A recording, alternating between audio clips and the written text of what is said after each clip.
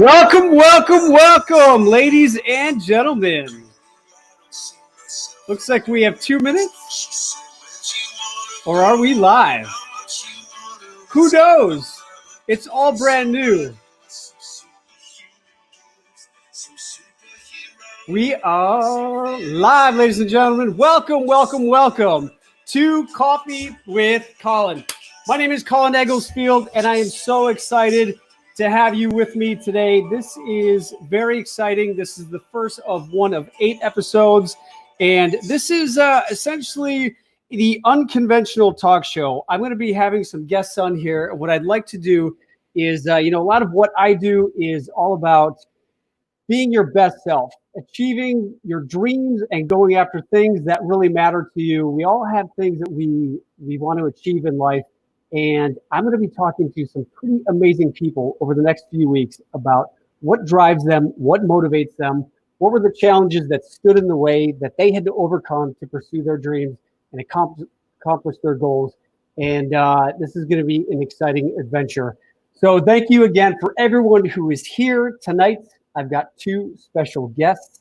I've actually known Mr. Matthew Morrison for quite a few years now. He and I met when I was on All My Children, and he's got a pretty substantial career himself. And I'm going to be talking to him and his beautiful wife Renee. They've been married now for a couple of years. They have a beautiful son, and what we're going to be doing is talking to them both about their careers and about their relationship. And we're going to just be diving in here and really getting to know people on an intimate level, more so than because on normal talk shows, there's only like 5 or 10 minutes that, like Jimmy Kimmel gets to ask questions. But here we've got the place and the venue to really open it up and really get in and dive deep into what really is on the inside of what makes people do what they do, so to speak. And I think that's why I love being an actor, because it's all about finding out why people do what they do, right? So without further ado, I want to bring Matthew and Renee on. So please, everyone, put your hands together for Mr. Matthew and Renee Morrison. Ladies and gentlemen. How you doing, guys? Gosh, I love hearing that setup. That was a nice I didn't really monologue. know much about what was going on. I love that we're the first guest, so we couldn't be like, "Oh, what happened?" That's right. And you guys are my perfect first guest because, Matthew, we basically have been like doing this for pretty much the same amount of time, right? Like when we met each other, were you on, was it one Life to Live? Acting thing. Yeah, the whole acting thing. We're living about the same amount of time.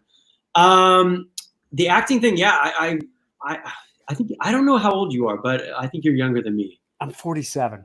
Oh, I'm younger than you. I'm 41, but yeah, when we met, I was on Broadway. Yeah. Okay. Yeah. All right. So you had already done your soap opera gigging. Soap opera gigging, I did a couple in between. Okay. So I'm just going to toot your little horn here. Mr. Matthew Morrison is an American actor, dancer, singer-songwriter, best known for his role as Will Schuester on the Fox television show Glee. He's also starred on multiple Broadway and off-Broadway productions, including his portrayal of Link Larkin in Hairspray on Broadway. I'm jealous. Matt's career began when he made his musical theater debut on Broadway in the musical version of Footloose. Is that right, Matthew? That's right. 19 years old. All right. And the Rocky Horror Show. Yeah, I wore some fishnets and some high heels. It was great. And really beautiful natural curly hair. And what's that, Renee? I said, and really long natural curly hair. It was like as long as mine, but like ringlets. Yeah, you've got your quarantine cut going on here. Normally, you've got some this golden curly locks going. This is my 3rd time I've cut it. Renee's cut it since we've been locked down. So it goes fast. Yeah. It looks good. It looks good. And you also were nominated for a Tony for The Light in the Piazza. Amazing. Awesome. You've also done TV, Ghost Whisperer, Number, CSI Miami, Hack, As the World Turns, American Horror Story. And I think you're best known for beating me out in a role that I auditioned for It was in the movie Dan in Real Life. And we hadn't known each other.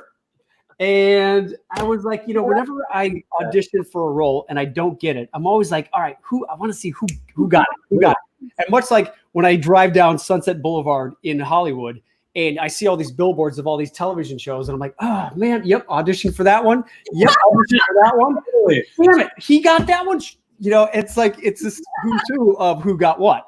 And so I'm sitting there watching this movie and I'm like, man, this is a really good movie, And I'm like, I know I auditioned for a role in this movie. I couldn't remember what it was. And then boom, you play a cop in there, and there up strolls Mr. Handsome Swagger Matt Morrison in his cop outfit. Apparently, you probably were better looking as a policeman than I was, and that's why you were cast.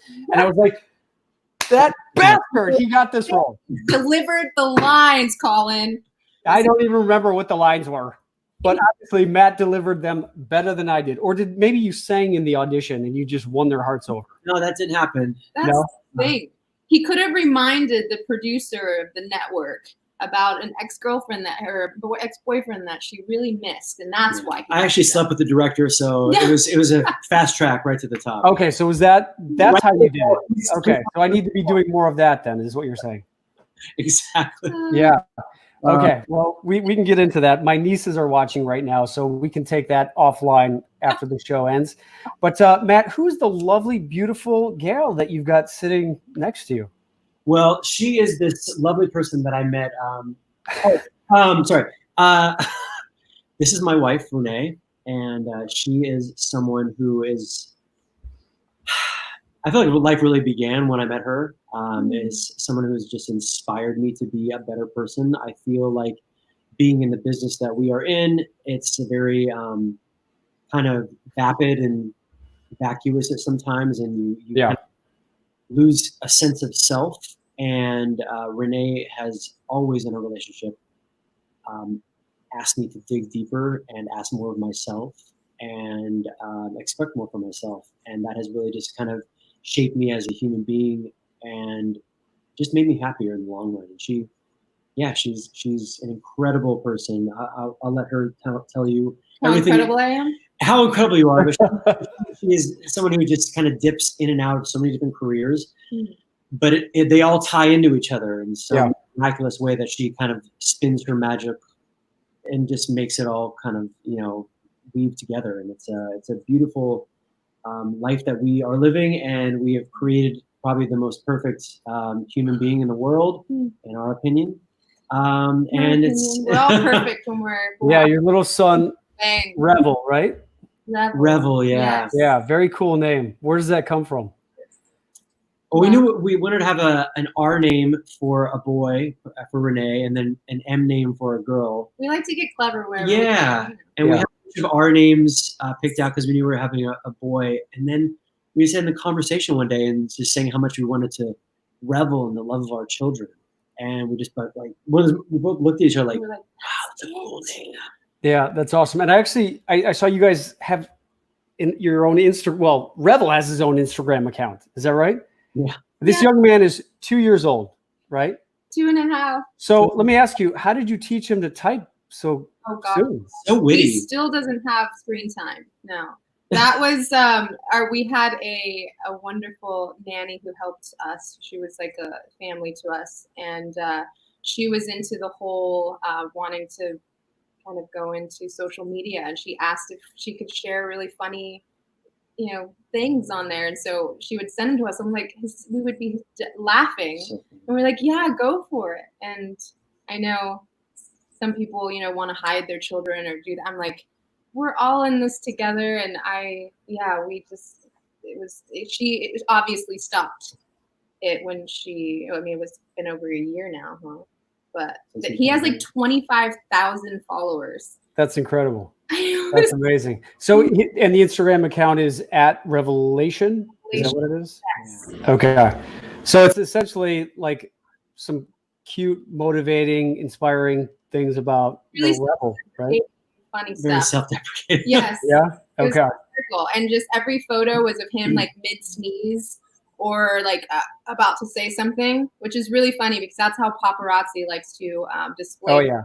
remember. It was always in the middle of me talking. I'm like, oh, I would just laugh. I had to, because the first picture that they ever posted was like the worst picture ever. And I remember they always do. I was like, okay, how does that make me feel? I don't feel good, and I need to not feel this way. And so what am I going to do? I'm going to laugh about it and be like, oh, well. Well, it sounds like you created the perfect little human being. And Renee, we haven't actually personally met, but I've known Matt for quite a few years, and he's always been just one of the coolest, most down to earth, most genuine guys that I've ever met. And it's great to see that he's finally with someone who he loves wholeheartedly. And you can just tell when someone is happy. And I can definitely see it in his face. And I think, as they say, behind every good man is a great woman. Oh. And I'm looking forward to getting to know you further. But and I wanted to hear more about your story too, because it sounds like you and I have very similar paths, where you were a biology pre-med major, right? Planning on going the whole doctor route, right? Yes, OBGYN. I was either that or giving drugs to people. What is that called in the phlebotomist? No. A drug dealer? No, drug dealer. But actually, my mom overdosed on prescribed medication. Whoa. That became, so all of my life, I have not forsaken science and the body and health, but I did not feel, it wasn't authentic for me. It didn't feel good to be in a hospital. It didn't feel good to read all of these books and just have this ideology and like, oh no, this is science. And so I've come, and especially becoming a mom, that I dove into the experience of creating humans as women and having a OB-GYN throughout that whole process, and learning and seeing, witnessing what women go through, and needing support and needing resources and unbiased information. And so, yeah, I kind of went full circle, and I was able to be a doula for one of my best friend's sisters. And now, what? A doula. Oh, a doula. Is that a midwife? It's that very different than a midwife. I couldn't deliver a baby, but I am the all things supportive and energy and holding space and receiving information and sharing that with the doctors and the team, and just making an environment and safety and love for the woman who is in labor, because that's one thing that we don't get in hospitals, and we need advocates out there. And so I am so fierce about advocating for women and children and humans all together, because there's always something that all humans are fighting against. And I just, throughout my life and all of the situations that I've been through, and shifting in careers, and being able to trust myself and have something in me where I'm like, you know what? That doesn't feel right. And although telling me this is what I should be doing, I'm going to go here and just try it out and see. And it's fun. And it's a team. And it's like, so I've never. And I think that's a big part of just, as we get older, just learning how to trust ourselves. Cause that's a big part of what I talk about in my book is just, when I was younger, I didn't necessarily trust my instincts and trust that I knew it better than anyone else. And I think we instinctually know what's right for us. But I think when we grow up, whether it's with, we're trying to be people pleasers and do right by our parents, or if we are raised in, a certain religion or certain culture, we all want to fit in. And I think sometimes when we are growing up, we don't always feel like we fit into whatever it is that we were born into. And so it wasn't for me, it wasn't until I left the Midwest, got to Chicago, got to Europe, and it almost was like a place where I got to discover myself in a new way, because I didn't have my family reminding me of, I was the middle child and I grew up in a small town and I'm the quiet one. And Bob D'Amico wasn't there reminding me that I was the skinny kid in high school. It was like, when we remove ourselves from an environment where we kind of get to rediscover ourselves and find out who we are, I think that for me has been the biggest growth and the biggest opportunity, I guess you could say, with regards to really finding out who I am. And then with acting, I had to learn how to say no to certain roles and say yes to other ones. And a lot of the times what I talk about is I listen to my agents and my managers and their advice when I knew that this was the role that I really wanted, but I took their advice because, well, they've been doing this longer than I have, so I should listen to them. And then those are the decisions in life where I regretted because I didn't listen to myself. Would you say that's similar to you? Similar to me. That's the thing. I go back all the way to my childhood. I mean, I was being really tested from the get out of the vagina in life. So I have a really dynamic family, lineage, cycle of abuse, alcoholism, drug abuse, sexual abuse. I was taken away at 8 years old from being molested by my stepfather, who my mom chose to stay with. And there's all of these things, and my sister, she never told a soul about her being molested by the same man, but I told my mom. And then when I was asked by the court, who do you want to live with? A man that you barely even know, my father, who lives in Hawaii.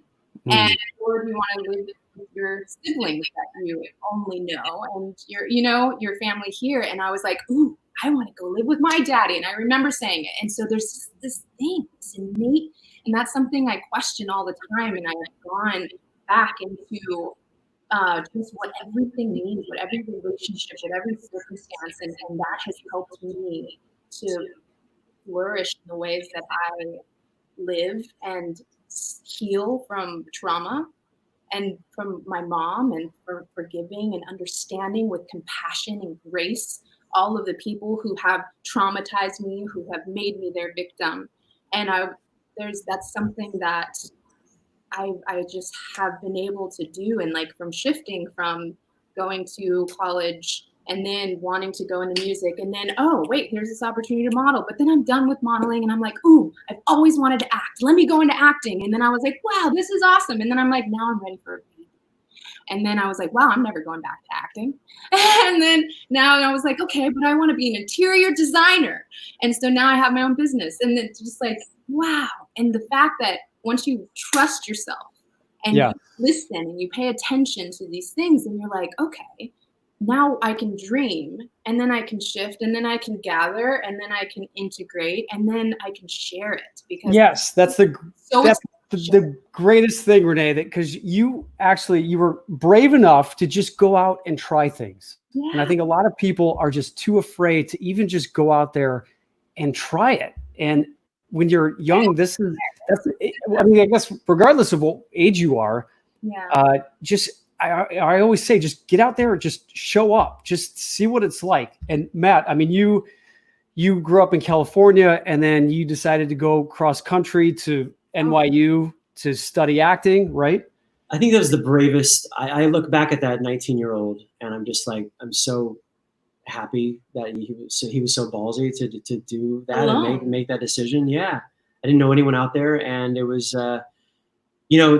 the college experience wasn't totally for me. I had some challenges, but like it was my way to get to New York, where I needed to be, and that's all I ever wanted, was to be on Broadway. And I luckily got from like an early age. You always knew you wanted to be an actor? Since I say probably like freshman year of high school, that when I went to this performing arts high school in Orange County, and it was Orange County School of the Arts. Orange County School of the Arts. But it was that's when I was like, okay, this is for me, and this is like going to be my path. Okay. See, let me ask you this though, because when we're in our high school years, right, a lot of the times we're insecure. I had headgear and braces, and it's these formative years where you're trying to figure yourself out, right? Yeah. How did you have the balls, for lack of a better description, to put yourself out there in front of your high school, everyone else, your high school students that most of the time are making fun of everyone else, and they're judging and critiquing and making fun of each other? How did you have that gumption to just, I want to get up on stage and perform? I didn't think of it like that. I just had fun. That was my identity. I mean, and it was because I had so much passion and love for the arts and for getting up and singing and dancing, and I did it really well. And it was where I got to shine. And I never had that experience in high school where people like really made fun of me. I think it was special to OSHA because they had a different program. Yeah, the school I went to, like it was a performing arts high school. We went to like a high school in the day, and then 1:30 to like 5 p.m. was our performing arts school they went to. So the magic there was community. He had people who were right in it with him, having fun and supporting and riffing off each other and reciprocating. But I was also very athletic too, so like I could hang with all the football players and soccer players in my lane. But it was, but I think the bravery happens when you were talking about before, when you get outside of your bubble. Yep. And that was the move to New York for me. And honestly, I've learned more than I've ever learned in my life traveling to different countries and picking up what I want to take from this country. And there was like, the thing I appreciate about this quarantine is I'm really getting into the different cultures I've been to, like Japan. I love bowing to people. I think it's such a sign of respect, and also it's very hygienic at the same time. So that's a thing from Japan I absolutely love, and I think we should implement it here. And bidets. But that's a whole. Absolutely. Do you have one in your house?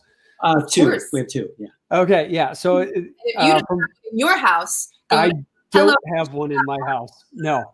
And Matt, you've actually been experimenting with home improvements over the past couple of months, right?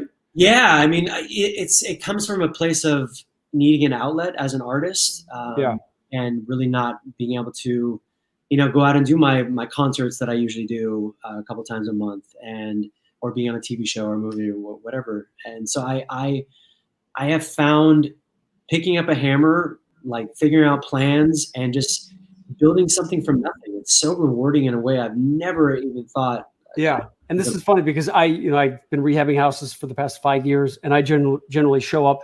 And like I was saying to you before, I still don't know how to lay tile. I still don't know how to put up, I don't know, like an I-beam, or there's so many things that I don't know how to do, but I hire the guys that do it. Right. Uh-huh. And so I pretty much project manage my projects. But the fact that you've went on YouTube and you started watching these videos, and now you're building an addition to your house, that's unbelievable. Yeah. And like we have this whole thing. It's a roof. It's a roof. I started with a shed. I finished a roof. You see our bed behind us. It's this, I never know which way to go. It's this like kind of like native inspired like mosaic. Yeah, it's gorgeous. All wood color. But yeah, and the next project is I need to really get into this and actually build a workbench. But I'm going to start documenting all this stuff a little bit more. And we have this YouTube channel called Morrison Adventures, and we're going to have all these like subcategories. Renee's going to do like these great talks with people. I'm going to have one called Building Shit. And it's just going to be like you. This is, I'm sure, inspired by this time that we're in, and you wanted to stretch your creative muscles, and you're like, a platform to do something like this. Yeah.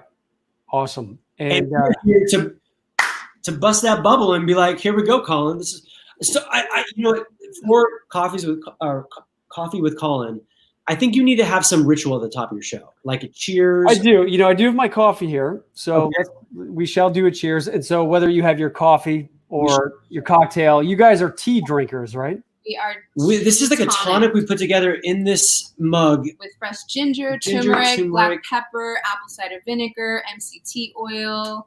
So we make it every morning. Yeah. Okay. So why don't you guys like coffee? Never been into it. And that's the crazy thing, is that neither of us did. Because usually if one, then you kind of adapt and everybody just becomes coffee people. But I remember trying in college, and I didn't like the feeling of it, and I don't like the taste of it. And then I never wanted to just add the amount of sugar and milk. So see, I never got into coffee until I actually was living in Milan, and there's coffee bars on pretty much every street in Milan. And growing up, my parents would have like Folgers Crystal Flakes. So I guess I never really was exposed to really good coffee until I went to Milan, where they have the espresso machines, and it's just a way of life. And just going in there, just having these little sips of espresso was like, okay, now I get it. Yeah. And that becomes the ritual. Yes. Well, cheers to your very first live stream. Thank you, guys. Cheers. I know. I'm excited to follow along and see who else you have. It's, with everything going on right now, it's really important, crucial for us. Yes, definitely, especially nowadays, because I'd like to talk to you, Renee, a little bit about some of the motivational stuff that you're doing, because this whole thing was something that it kind of fell into my lap here. Just to pivot back to listening to your instincts, I was in Los Angeles, and it's like the past 20 years, I've been singularly focused on pursuing my dream of becoming an actor. And once I got to that place where I had, worked with some amazing, actors in the industry and the heavies, and most recently Sylvester Stallone, one of my boyhood idols, right? And it's amazing. And then you've been there to all these Oscar parties and Emmy parties, and it's fabulous. It's exciting. But I realized that, like you were saying, the process of getting there, the 20-year journey where I was learning and I felt like I was growing and I was being challenged to learn new things. I got to a place in Los Angeles where I just felt like I plateaued. And so I just felt like I needed something more creative, something a little more that I could control, because as actors, a lot of the times we have to go in and audition and wait for someone else to choose us. Yep. And I think what I started to realize was I wanted to start living life on my own terms. And I decided that, whenever I was coming back to Chicago to rehab my houses, I just felt like it was the place I needed to come back to, just to push the reset button, just kind of get reconnected with my peeps and my family. And once I came back here, it was like, boom. It's like when you listen to your instincts, stuff shows up. I ended up booking an independent film, did a couple of episodes of Chicago Fire. And then I was speaking at this social media conference thing, and a woman came up to me and she said, "You have an amazing story. I want to write your book. You want to write a book?" I was like, I wouldn't know the first thing about writing a book. But it's these magical moments that I think when we are following our path, following our truth, those people show up in your life. Yeah, everything. Do you agree? Yeah, when we're not fighting it and being like stuck here in this idea, everybody's like so afraid, like, oh, well, you're just trying to be perfect. Well, that doesn't, let's just take that concept out of the idea of it is not possible for humans to be perfect, because we are so much greater than perfection, because perfection has boundaries. Perfection has limits. There's an idea, but we are constantly changing. We are constantly. Yes. So let me ask you this. You love Matthew, not for his perfection, right? No. So what is something quirky or weird about him that no one knows about that you love him for? Oh, geez. Oh, gosh. I mean, there's so many things. Honestly, what a question, Colin. The thing that I love most about us is the way that we for the last 9.5 years, we dance together. It's a seamless, graceful flow. And we set up in the beginning the standards and boundaries for how we were going to treat each other and how we want to treat ourselves, the dreams that we have, and so that we can hold each other accountable for these things, because life is just a big, every day, every moment is an opportunity to practice something. So we're just practicing being whatever our habits are, that's what we're doing. And the habits can be changed. And we are starting to be conditioned to do certain habits from the very beginning, when we're being told by adults, parents, teachers, government, political officials what to do, what's appropriate, so that they can control us.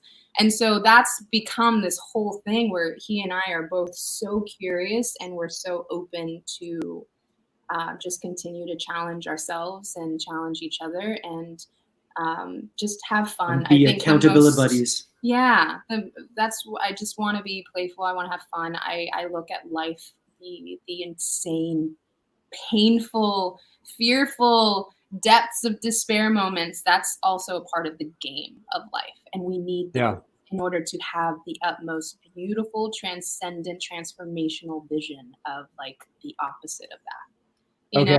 So one of my friends just typed in that she could listen to you all day. Me too.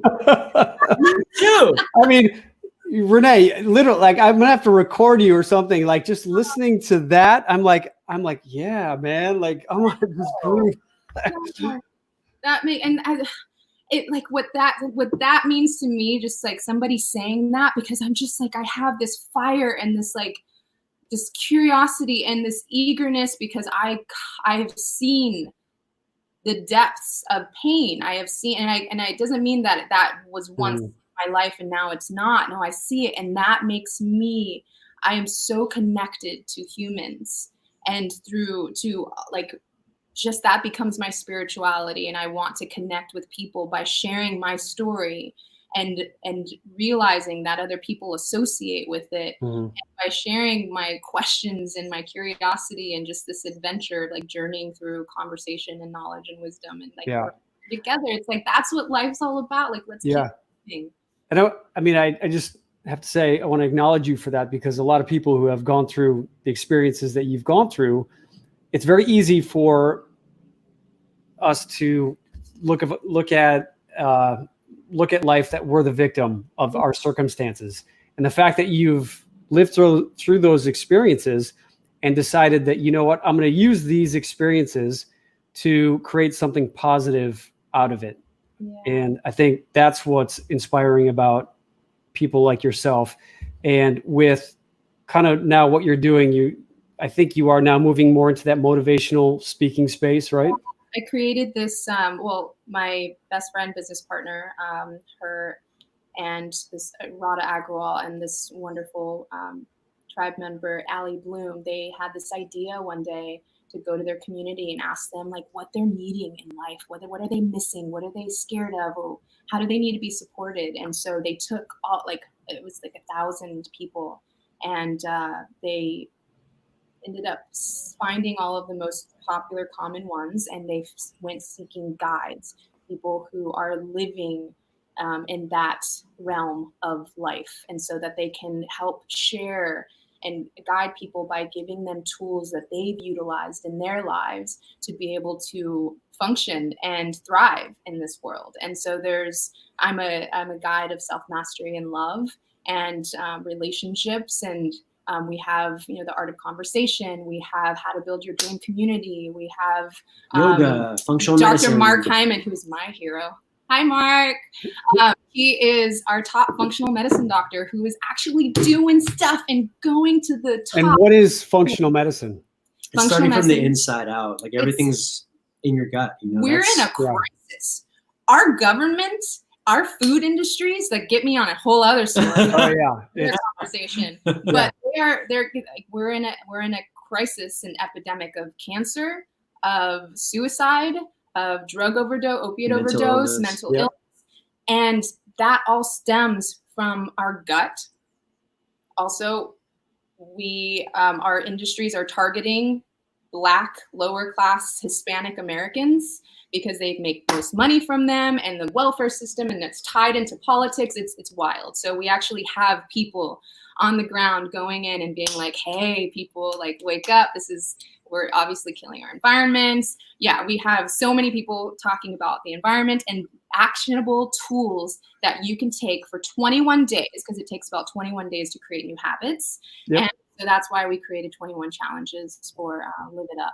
And so that's awesome. Where I am funneling all of this passion and that is awesome, Renee, because and I think it's very easy for us to just kind of marginalize things that are different, because growing up, the whole idea of becoming a vegetarian was like, man, I mean, it's 4th of July, burgers and hot dogs and all this stuff. And once I got out to Los Angeles, and I was like, wait, there's an actual vegetarian restaurant. That was the first time I'd ever seen it. Like, what's in there? And I was just like, and this was like 20 years ago, there was maybe like one or two, and now there's like 4,000 vegetarian restaurants. And now I'm starting to see, we're all starting to see more and more of these healthier lifestyle eating restaurants all over the country. So what's great is that it's awesome that you're doing what you're doing, because it just slowly but surely, I think more and more people are becoming more aware of what's not good for them, what is healthy for them. And especially right now with everything that's going on with this pandemic, I think people are taking a closer look at what they need to do to stay healthy and what could they be doing. And, me as a cancer survivor myself, after I was diagnosed, this was 13 years ago, and I had just booked my role on all my children, and I had a 3-year contract, and 6 months into it, I was diagnosed with testicular cancer. So it's one of these things where, like, cancer, like how did I get that? Like, is it something I'm eating? Is it something I'm doing? Was it because I was living across from the telephone poles when I was growing up? Like, your brain just goes through this like loop of why. So I just was like, well, what can I control? And so I started looking at, what am I eating? What am I putting into my body? What kind of products am I using? But still, it's kind of like, well, I mean, if they're selling it at the grocery store, what's wrong with Clorox? And what's wrong with that's non-toxic, and the stuff that you should be getting is unaffordable to most. So that's what also is unfair. That's the unfortunate thing. Visit my dad and my family in the middle of Tennessee. We have to drive 30 to 45 minutes to go to the only health store that our receipt is more than what we pay in New York City. And so that's what most of this country, let alone world, is dealing with, and it's just not fair. And so we make the demand, don't we? So we need to demand a certain level and standard of supply of what they're supplying us. And where I'm like, okay, well, where do we start? Because this is a lot. This is a lot that we have to like be. So for everyone out there who's listening, where would you send them to just start learning a little bit more about this? There's a couple of documentaries that I have watched that I really like. One of them is called What the Health. Have you watched that one? When I was pregnant. This is also what you need to be careful about. I would actually, if you really are interested in learning more about food, Mark Hyman's podcast, it's called The Pharmacy. It is FARM. PHAR. No, FA. Sorry. Yes, pharmacy. He has the best of farmers, people in the whole like mental wellness, and it's just the best of the best in a conversation, telling you what is going on out there, and for you to make your own decisions, informed decisions, because not everybody is supposed to be vegan. And vegan is actually a very hard lifestyle, because meat. Our plants aren't vegetarians. Our plants need meat. They need the feces and the cow manure, and they need, the rotting bones and the rotting meats of all of that's how plants thrive, and farmers are in the know of that, but we aren't. So, all of our bodies are different. So that's where we also need to pay attention, try things out, but then move on and don't feel judged. And that's also the other, like, you feel so judged when it's like, oh, you eat meat. Well, okay, I'm very responsible, and I only get it from Butcher Box, who's like the most sustainable and all grass fed, and they love their animals. Butcher Box, is that what it is? Butcher Box is incredible. Amazing. Is it? Gosh, but I get everything that Mark Hyman says to do. I'm like, done, order Amazon, Butcher Box, sign up for this. I have learned so much. He's been my professor for the last couple of years, and I have learned like completely transcended. Awesome. I'm gonna definitely check it out. All of that. So if we could pivot to, and this is in line with just health and wellness. As performers, I think a lot of performers deal with performance anxiety and stress, and that can translate to what anyone does, whether you're, in the CEO of a company, or if you're in sales, or if you're just going in for a job interview. I get asked a lot. So, how do you deal with that kind of that type of performance anxiety. Matt, do you ever experience that before going out onto a Broadway performance in front of hundreds of people on stage, or are you just so excited about what you're doing that it doesn't even matter? Because there's some people, like John Lennon said he used to throw up before every performance. He would get that nervous before getting out and performing. Yeah, in front of people. it comes down to rehearsal. And if I have enough time to rehearse something and really own it, then I feel completely confident. I still get nervous before I go on stage, but I feel like I'm one of those people that really thrive off those nerves. I kind of take it to another gear. But for me, like, film and TV is the hardest thing for me. It feels so unnatural because, you know, you go to rehearsal, but it's basically like, okay, you stand here in this line, you're going to move across in this line. You're not really rehearsing anything. You're just choreography. You're just going and you walking. Especially on a soap opera. Yeah. And then you have to go there and just perform it. And the thing with theater that I love so much is every night is a new chance to learn from your mistakes and, like, kind of, you know, a chance to perfect it. And you've got the energy of the audience. Yeah, exactly. Yeah. But film and TV, you know, you're done with that scene. You'll never see that scene again in your life, you know? So it's a different beast. So for me, that's why I think my career is the thing I love about my career. And you talk about this kind of where you plateaued. My career has always been so diverse with recording career, film and television, Broadway. I do concerts all over the world, and it really doesn't lead me to a place where I'm ever bored or feel like I'm not getting passion from it. Mm-hmm. And then there's good and bad things to that. Sometimes I'm so busy and my schedule is so crazy that I can't connect with my family in the way that I want to. Mm-hmm. Also, in times like this where no one's making money in our business, it's nice to have an album out there. So I'm getting some kind of funds from that, even though I don't think I've seen anything. No. But are you recording right now? No, I am in March, right? The week before this all happened. March 6th. I released a Disney album. Okay. Kind of wanted to do a collaboration with me. Disney Dreamin'. Yeah, so it's all my stamp on some of my favorite Disney songs, and it's amazing. It's great. I don't tend to listen to my own music that much after the fact. This is something I play all the time because Revel loves it. It's like half the songs are wake up and dance, like dance party, and half the songs are kind of more lullabies, and it's just a perfect thing for people out there that have children and really need something to kind of get them. So if anyone wants to get this, iTunes. Yeah, it's called Dreamin' with Matthew Morrison. What's it called? Disney Dreamin' with Matthew. Disney Dreamin' with Matthew Morrison. I know my brother is going to get this for his kids. Definitely. And I think my sister's kids are maybe a little bit too old, but yeah.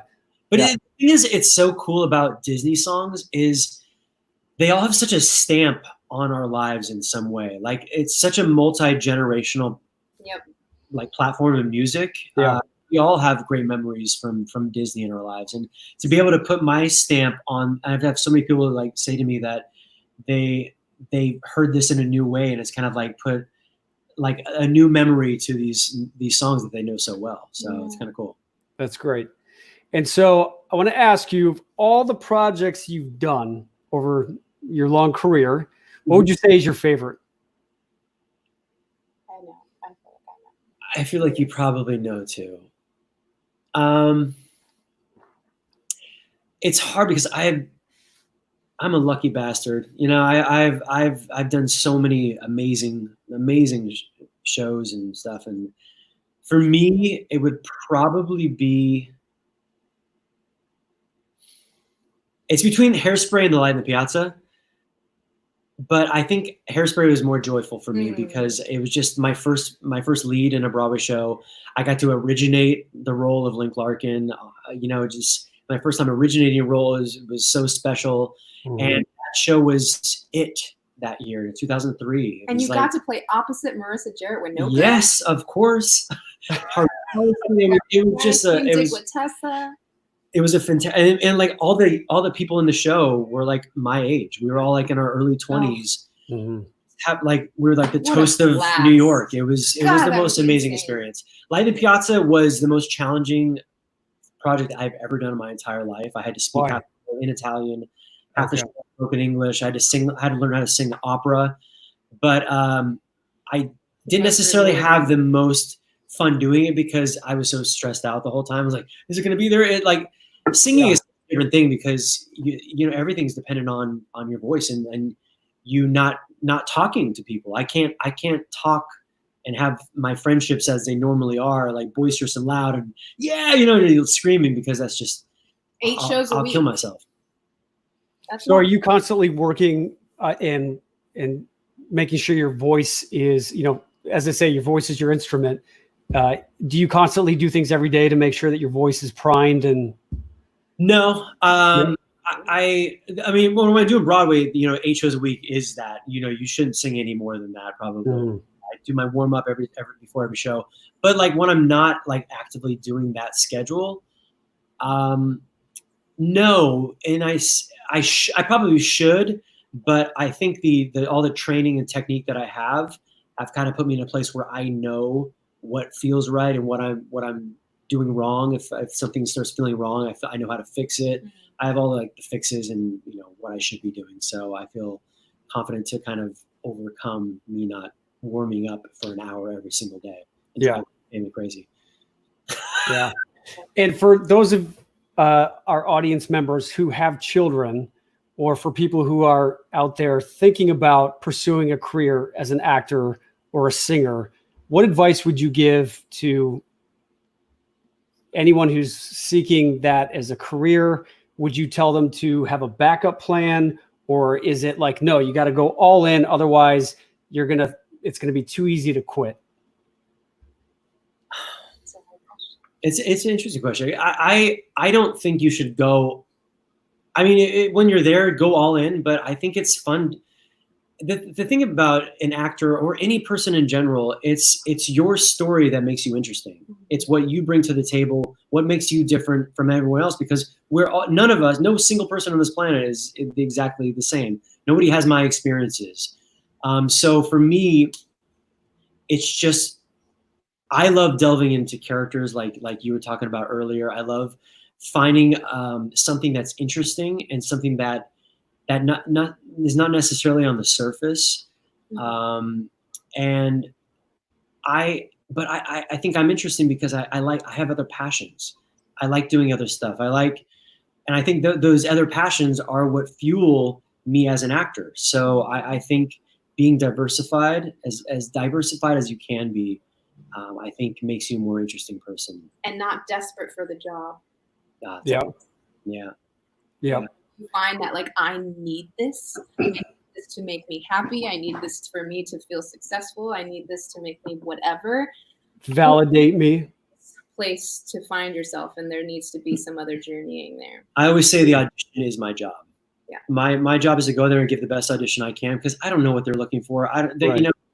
We have, like you said, we have no control over that. So I can go there and do the best I can do and feel good about what I brought to the table, and then I'm done. I don't even think about it. Yeah.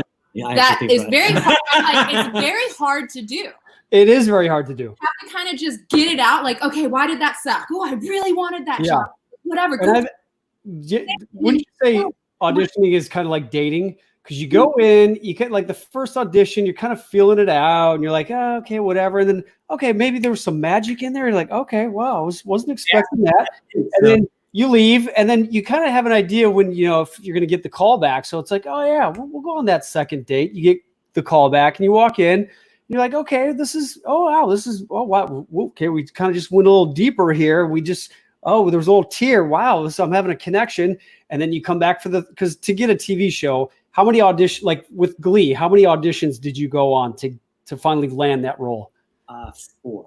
4. Okay. So by that final audition, that 4th audition, it's like the 4th date. That's when you're like thinking about, okay, am I going to are we taking this to the next level? Are we going to go there? But it's like, I know. And then when that last audition could be amazing, and then you leave, and then when your agent calls and says, you probably don't have this, Matt, because you probably get every audition you go on. But when my agent calls up and says, you didn't get the role, I'm like, what do you mean I didn't get? We had so much chemistry in there, and we had the thing, and we were crying, and like, why didn't they like? It just kind of plays with your head, right? Yeah. I always That's just me. I always feel cool when I get that call. I'm like, oh, cool, yeah, no, great, thanks, and then I hang up and cry. No. Yeah, exactly. Yeah. No, actually, which this is a really big thing that Brene Brown talks about, where people, it's either you allow yourself to get excited and go there and be like, oh yeah, I deserve the job, I can see this. But this guy, he doesn't like the feeling of disappointment. And so his protection, his survival mechanism has been to go the other way and not get excited, not allow himself to even You're talking about Matt. past the audition. Yeah. Not even think about why he would be excited and like, why he would be passionate about this job, because he is I don't want to set up I'm the same way. People are like, oh my God, you have an audition. Aren't you so excited? I'm like, yeah. When I'm on set, the contracts are signed and the cameras are rolling, then I will get excited, because it's too disappointing when I get too excited about something and it doesn't happen. You hit it right on the head. How many people are in your shoes or ours, because I did it too for some time, but they just would be so grateful to have the audition. Like, you are so lucky to be in that room. And then if we just get out of this mindset of just like enjoying and going and showing up and playing, which is why you even get into this industry, right? Because something in it like lit a fire and you're like, I want to do that for the rest of my life. But then somewhere you get lost in, I can't get excited until I get that job and I find myself on set. But then we miss the journey. We miss the that's true, Renee. See, whole thing at the end, because you're like, wah wah, I was an unsuccessful actor. But the thing, even if you are successful, you're always finding a way. I am always finding a way to. I'm not there. I'm not where I want to be. It's just like it's never good enough. Right. So it's like what is good enough? So that's what you have to really figure out with the industry. Yeah. So I think what I tell people is, when you're going into that audition, if you want to do this, if you want to be an actor, want to be a performer, singer, do it. Follow your dream, follow your passion, but don't make it where if you don't get that, your world is going to crumble, right? Where you're not relying on that one audition or that one meeting to give you your self-worth or to make or break your decision to keep going. Yeah. And if you're if you're working on security issues, you got to go and work elsewhere. And I support you. Go to goliveit.com, sign up with Renee. Sheena's all there. You go. And what I wanted to create as my own career, my mission and my purpose is to like help champion the people who are out there willing and like, doing the work and putting in the effort to do the most important work in life, the real hard work. And that's like starting from within, and then that reaches out, and that's your root system, because everything else that comes after it, life, love, relationships, everything, that all stems from our relationship with ourselves. So that's amazing. That's awesome. Guys, it's been great speaking with you. And just before we wrap up here, I like to do a little segment. It's called The Night Before. And this is what I do when I've done a couple of these videos for some friends and family members who have gotten married. And what I do is I videotape both of them before the actual wedding day. And then I put it together as a little collage. And I just ask a few little questions.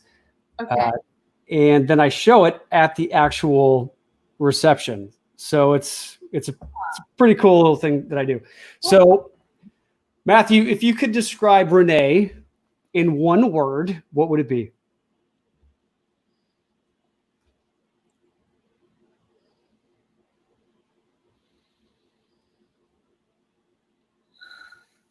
Flowing. That's a cool word. Yeah.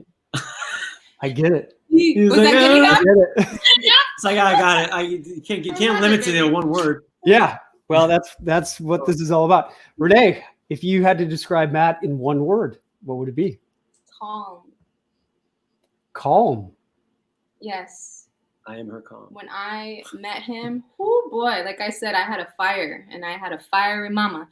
And so he came in and just,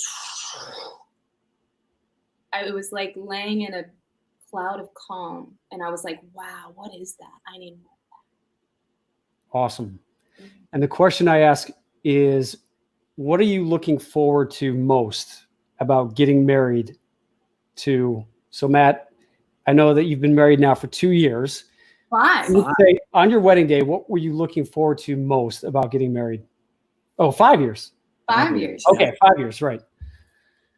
On my wedding day, what was I looking forward to most? And has that changed in the past 5 years? God, that's a good one, Colin. Because I think some people have maybe a different idea of what marriage is going to be like before they get into it. And then they get into it and then they realize, because I've been in relationships where, you know, you're physically attracted to each other at first. And then you go do things as a couple would. But then I sometimes have found myself in a situation where I really don't know this person, or they're different than I thought they were. And I think sometimes we can have these misconceptions or preconceived notions of what we hope someone is. And I think when people, and I've done this where I've rushed into a relationship and like, oh, they're perfect, they're amazing. And then as soon as their faults start being revealed, we're like, I don't know about that. So for me, I think what I've recognized has been important is that to really get to know someone and not rush into something. And that's why it's so great to date people. Yes. And I think no one really courts or dates anymore. They just. Yeah. But if you're a serial dater, there's this like preconceived notion that there's something wrong with you, or no, yeah, we're just supposed to get to know people and have fun. But I guess I can answer. Yeah, you answer. Go ahead. I think for me, I had never in my life experienced a relationship that I held up to a higher standard. that I wanted to aspire to, and that I respected, and that made sense to me. And I had this idea. I was like, I know what I'm capable of, but I didn't really trust anybody. My lifestyle I thought I did, but until I met him, it opened up this whole new capacity to love and to trust. And so what I wanted to do, what I was looking forward to when I was going to marry him, was making a promise to each other that it's just me and him. We're making the rules. No one else is relevant in the vows of our love and our relationship, whatever that may be. And we have so much fun with them because they most likely do not look like many others. And yeah, so I think it was just the promise of it just being us. And also I didn't want to change my name. I was like, I don't want to get married and I'm always going to be Renee Puente because I'm named after my dad and I'm a daddy's girl. And him, and I was like, I remember calling my dad and be like, Daddy, I can't wait to take his name. And so I was really looking forward to being Renee Morrison. Very sweet. And I am so proud to have you as Renee Morrison. You wear that name well, baby. For me, I think, and myself sounds selfish at first, but I wanted to maintain my individuality, but at the same time, I wanted to make sure she maintained her individuality. I didn't want to change her as a person. I didn't want to diminish or tamper her dreams, and likewise for me as well. So for me, that has been something that I think we do so well. It was in our vows. Yeah, it's our son who has dampened our individuality. You need a nanny. But yeah, it's like cliches in my sound. I married my best friend, and that's awesome. It's funny because sometimes you have best friends. You probably have many best friends during your life, and some relationships go and come and go. But yeah, this is one that we fight for. There was something Awesome. like, I love these little books, and it was like, okay, who do you want to do this with? Like, you're supposed to list all the people for these following activities that you want to do, and every single one was like, oh my God, I would love to do that with him. I would love to do that. So yeah, please just make sure you are marrying somebody that you can see as a reflection in yourself and who you want to be, and that you love spending time with. My first 2 relationships were long distance.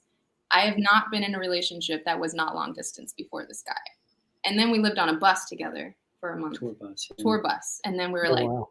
Yeah, you really get to know each other living on a bus, I'm sure. Do you speak Portuguese? Not yet. Okay. Yes. My girlfriend lives in Brazil. She's in Brazil. So the reason why I'm asking you all these questions is because, I'm prepping. Okay. Yes, I'm getting ready. So I may have to call you after this to get some more advice on, on some relationship stuff, because at 47, still not married, people ask me, why aren't you married? And I'm like, don't get me started. I'm not asking because, are you judging me? Is it wrong that I'm not married? Who cares? Oh yeah, no, I wasn't ready. I knew I wasn't, and I feel like I finally am ready. And one of the things that Sting, singer, one of my favorite singers, he says about his wife, they've been married for quite a long time. He says he was asked what's the secret to their longevity of their marriage, and he said, I think it's because, I just love my wife, but more importantly, I like her as a person.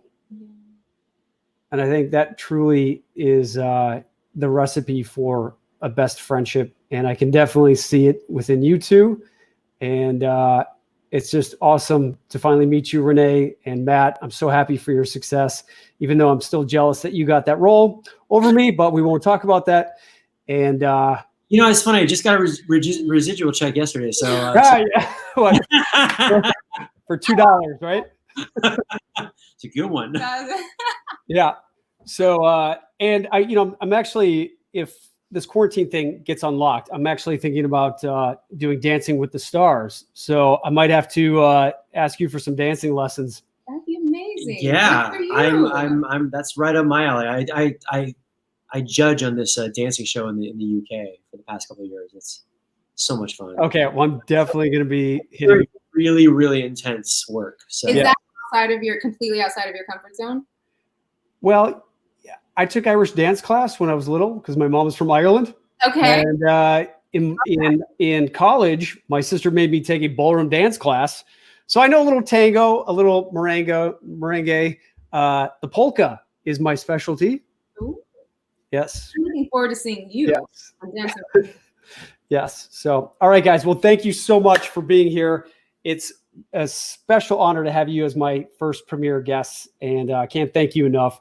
I wish you all the best, and can't wait to see you on the big screen, small screen, on the stage, and all that good stuff. And Renee, again, where can we, your Morrison Adventures, where can people check that out?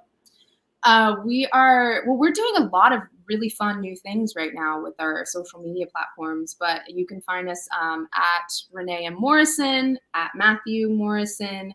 We are doing a special thing called Morrison Adventures on YouTube.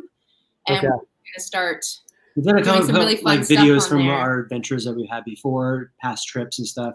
But we're just trying to maybe, expand upon it. Yeah, we're having fun. Awesome. We're creative now that we have time. Yes, very cool. All right, guys. Thank you again for being on Coffee with Colin. Cheers. Cheers, bud. Cheers, guys. Take care. Bye. Thanks, everyone, for being here. We'll see you next week.